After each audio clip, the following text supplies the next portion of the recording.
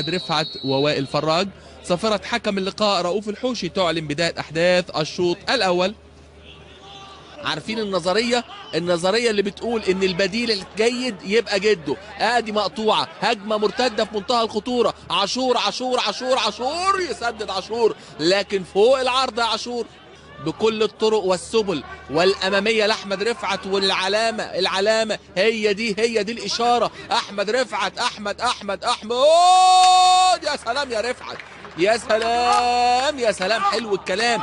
وهو ده اللي احمد رفعت مميز بيه، بينطلق من ناحيه الشمال ويقطم لجوه زي كريستيانو رونالدو مع الفارق. انطلق اخترق، ممكن عرضيه داخل المنطقه. قلشة الشاطر يا لؤي، من لمسه واحده بيلمسها. مقطوعه الكوره، لؤي وائل بيقطع بيزيد. من اللعيبه اللي بتبني الهجمه، مش اي لعيب يقدر يعمل الكلام ده. ادي جد وانطلاقات حلوه قوي داخل منطقه الجزاء. كان هيعملها علي فتحي. الانتاج الحربي امير عبد الحميد يعمل الاماميه الطويله تعدي نص الملعب، ومعها تنطلق صافره حكم اللقاء رؤوف الحوشي لتعلن نهايه احداث الشوط الاول بالتعادل السلبي بدون اهداف. نادي امبي ونادي الانتاج الحربي يصعد ياخد 3 نقط 31، يصعد للمركز ال11، يبعد عن معمعه اللي تحت. عموما هنشوف الشوط الثاني. وصافره حكم اللقاء رؤوف الحوشي تعلن بدايه احداث الشوط الثاني.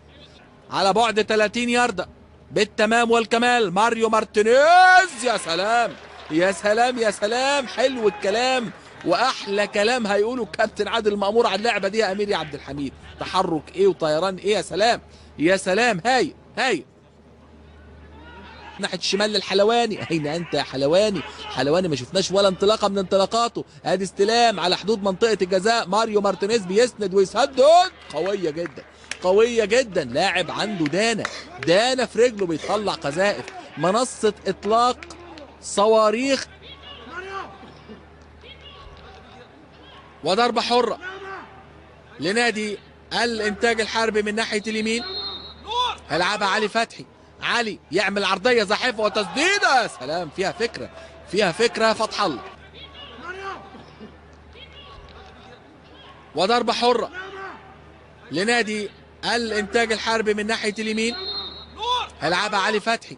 علي يعمل عرضيه زاحفه وتسديده. يا سلام، فيها فكره فتح الله على حدود منطقه الجزاء. حجز على كورته نادي امبي، يجيبها مره ثانيه. صلاح سليمان بدا يزيد. صلاح سليمان